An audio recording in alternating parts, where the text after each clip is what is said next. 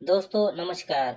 कबीरदास जी ना केवल संत थे बल्कि वे एक विचारक और समाज सुधारक भी थे। कबीरदास जी ने अपने दोहों के जरिए लोगों में भक्ति भाव का बीज बोया।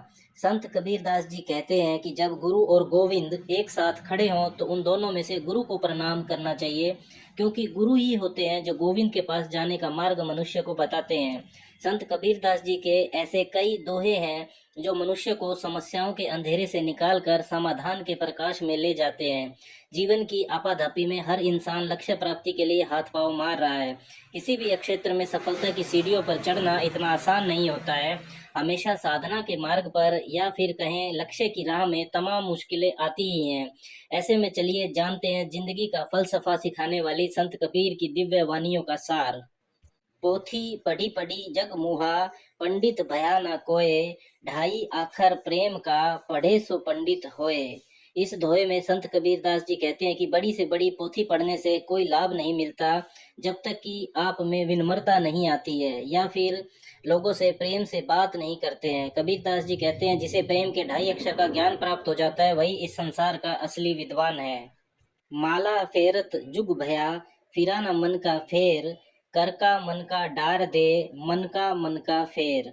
संत कबीरदास जी कर्म कांड के बारे में कहते हैं कि लंबे समय तक हाथ में मोती की माला फेरने से कुछ लाभ नहीं मिलता। इससे आपके मन के भाव शांत नहीं होते। कबीरदास जी कहते हैं कि चित्त को शांत रखने और मन को काबू रखने से ही मन की शीतलता प्राप्त होगी।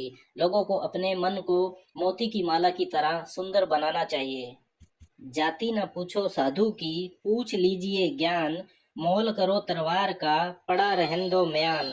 कबीरदास जी जात पात का विरोध करते थे। कबीरदास जी का कहना था कि आप जिससे भी ज्ञान प्राप्त कर रहे हो उसकी जाति के बारे में ना सोचें, इसका कोई महत्व नहीं होता है। कबीरदास जी आगे कहते हैं कि तलवार का मोल तलवार के म्यान से अधिक होता है, क्योंकि तलवार का महत्व उसे ढकने वाले म्यान से ज्यादा होता है। जग में बैरी कोई नहीं, जो मन शीतल होए, यह आपा तो डाल दे, दया करे सब कोय। संत कबीरदास जी मन की पवित्रता पर ज़्यादा जोर देते हैं। उनका कहना था कि अगर आपका मन साफ और शीतल है तो इस संसार में कोई भी मनुष्य आपका दुश्मन नहीं हो सकता है। लेकिन अगर आपके मन में अहंकार है तो बहुत से लोग आपके दुश्मन बन जाएंगे। आप समाज में खुश रहना चाहते हैं तो किसी को भी अपना दुश्मन ना बनाएं, सभी से प्रेम व्यवहार बनाए रखें, इसमें हर कोई आपका दोस्त बना रहेगा। गुरु गोविंद दोऊ खड़े, काके लागू पाए, बलिहारी गुरु आपनो, गोविंद दियो बताए।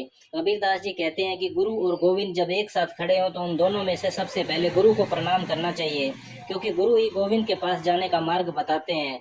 गुरु पूजनीय है, हमें सबसे पहले उनका आदर सत्कार करना चाहिए।